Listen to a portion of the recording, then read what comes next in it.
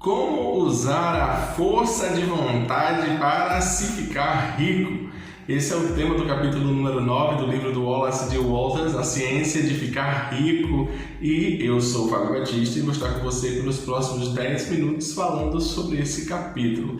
Então pega papel e caneta e vem aqui com a gente falar sobre os temas importantíssimos mencionados nesse capítulo do livro do Wallace D. Walters.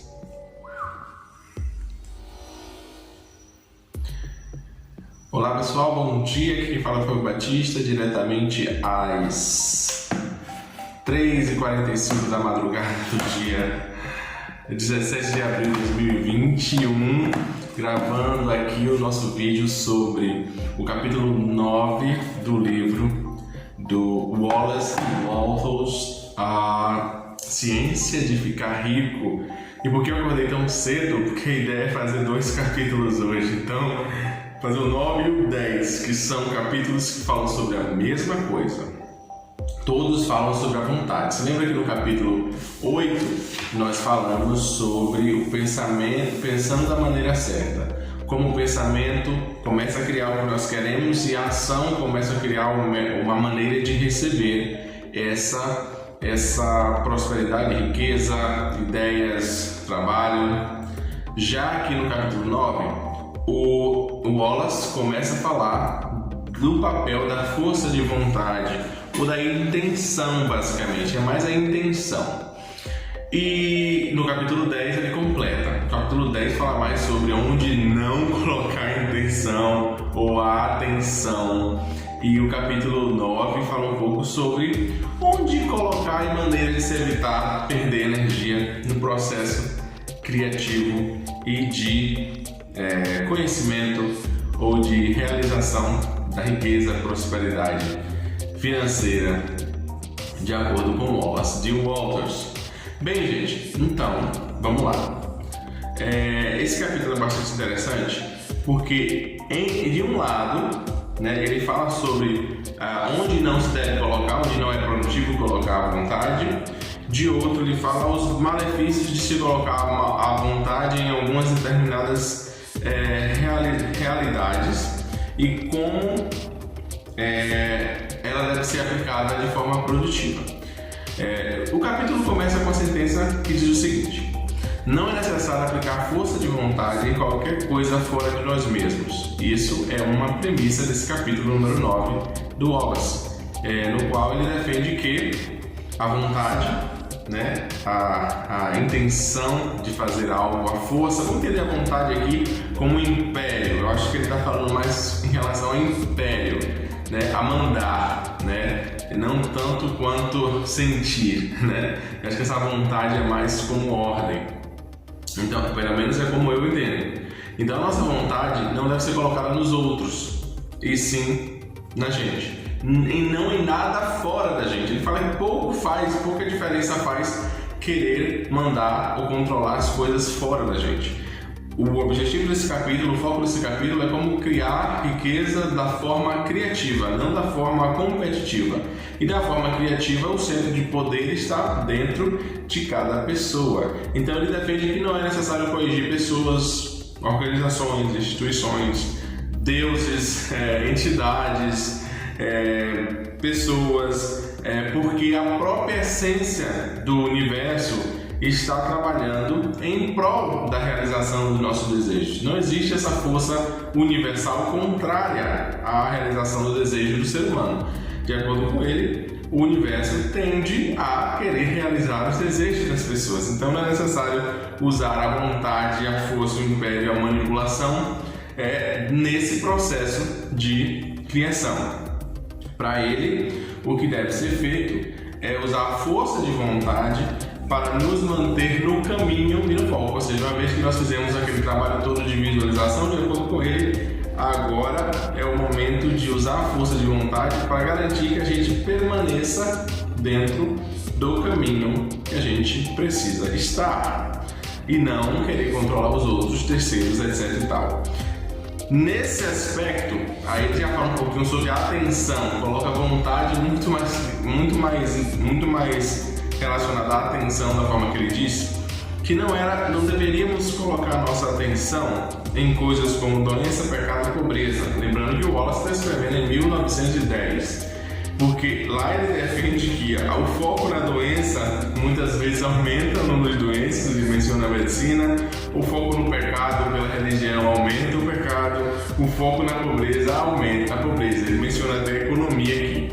Mas eu não sei se ele está falando da economia como nós entendemos hoje, que é a ciência de poder prover para várias pessoas as suas necessidades com os recursos do planeta Terra. Eu acho que talvez ele estava falando aqui de economia, e eu entendi dessa forma, como a ideia de querer controlar as finanças e limitar as finanças, e não, talvez, entender. Mas mesmo assim, ele fala que não é necessário ficar pensando nessa parte negativa, não é o foco dele, não é pensar no problema. E aqui ele foca mais na pobreza, que ele defende que não é focar no sofrimento, na dor, na miséria. Ele diz que não se cria as coisas pelos seus opostos, se cria as coisas por elas mesmas. Então, assim, ele defende que não é para a gente ter imagens da pobreza na nossa cabeça ou na nossa casa, é para nós termos imagens da riqueza. Em algum capítulo anterior, ele falou que o amor floresce no ambiente rico, o amor floresce melhor no ambiente onde há suplemento de coisas para que ele possa ser manifestado.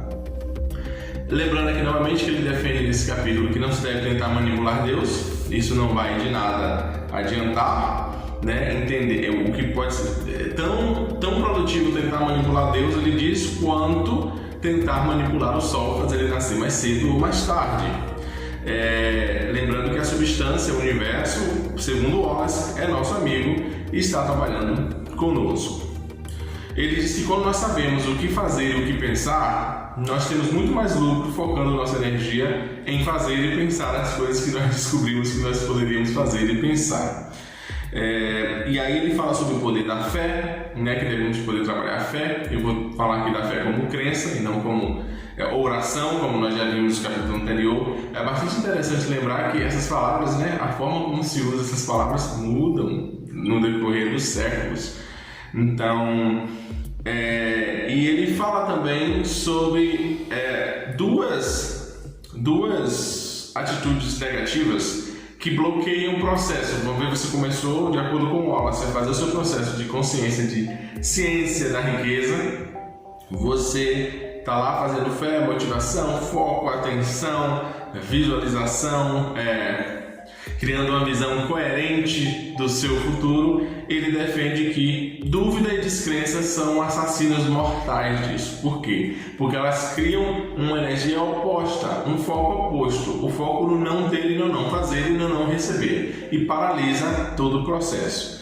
É aqui que ele fala novamente que a vontade é muito útil nisso, em ajudar a gente a manter-nos longe. E para isso ele sugere que nós evitemos ler, ouvir, pensar e falar em coisas negativas, improdutivas, como já falamos aqui sobre pobreza. No capítulo, algumas traduções mencionam coisas que, tipo assim, podem ficar meio difíceis de entender, porque ele fala para não se focar, não se pensar em caridade, em tentar ajudar as pessoas, porque muitas vezes a forma como se ajuda as pessoas está mais voltada a manter a situação como é do que em acabar com aquela situação. Lembrando aqui novamente que ele está falando em 1910, então a gente tem que pensar como era a palavra caridade em 1910, como é que as pessoas pensavam caridade. Se você for estudar a ideia de caridade em 1910, era bem complexa, porque no próprio capítulo ele fala que não devemos fechar os ouvidos aos gritos e aos pedidos de quem precisa, mas ele defende que não é por meio de assistencialismo, eu acho que essa seria a melhor palavra para traduzir o conceito, talvez que ele esteja querendo falar, que nós conseguimos de fato ajudar os pobres. Ele diz que a forma melhor de ajudar os pobres é dando exemplo, é ficando rico e ajudando eles a também ficar rico. Ele diz que a melhor maneira de diminuir a pobreza é incentivar o maior número possível de pessoas pobres a ficarem determinadas a enriquecer e a trazer mais prosperidade para a vida deles. Pela técnica que ele apresenta, ele defende que somos capazes de fazer o mundo inteiro trabalhar para a gente, pela mentalização, visualização, organização das ideias, da emoção, criando gratidão pelo que se quer, já como tendo recebido. Ele diz que isso é capaz de fazer o mundo inteiro começar a trabalhar, sem necessidade de manipulação das pessoas. O que nós podemos fazer é organizar o nosso tempo e a nossa energia. Desculpe, o computador deu um piti aqui. É organizar o nosso tempo e a nossa energia e a nossa vontade de forma a nos colocar na posição para receber o que está sendo produzido. E aí ele traz a ideia de troca, né? Vai vir por meio de pessoas e trocas e encontros e transações, e precisamos focar na gente para a gente poder estar pronto para participar dessas transações, conexões e interações produtivas. E ele finaliza o capítulo falando que, a pobreza pode ser erradicada por aumentar o número de pobres que buscam a riqueza. Parece óbvio, mas a forma é bastante interessante, né? Não é por tentar manter os pobres e felizes, é por focar em ajudar os pobres a buscar a própria riqueza. Para ajudar os pobres, prove para eles que eles podem ser ricos. Torne-se rico você mesmo. É assim que ele fala nesse capítulo. Basicamente é isso aqui, que o Wallace fala nesse capítulo número 10. No capítulo número 9, desculpe, no capítulo 10 ele continua falando um pouco sobre essa questão da vontade, mas mais sobre locais em que colocar nossa vontade talvez se mostrem improdutivos. Eu fico por aqui e eu volto daqui a pouquinho com um vídeo sobre o capítulo número 10. Vejo vocês lá. Até lá. E aí, pessoal, para finalizar o nosso vídeo, sempre falando aqui da vaquinha dos gatinhos. Para quem gosta, são quase 4 da manhã, eles estão dormindo aqui fora, mas quem quiser ajudar, pode ajudar. Aqui está a descrição da vaquinha lá no site vaquinhas.com. E se você ainda não segue a gente no Facebook, aqui está a dica do link do Facebook para você buscar lá, Empreendedores Digitais.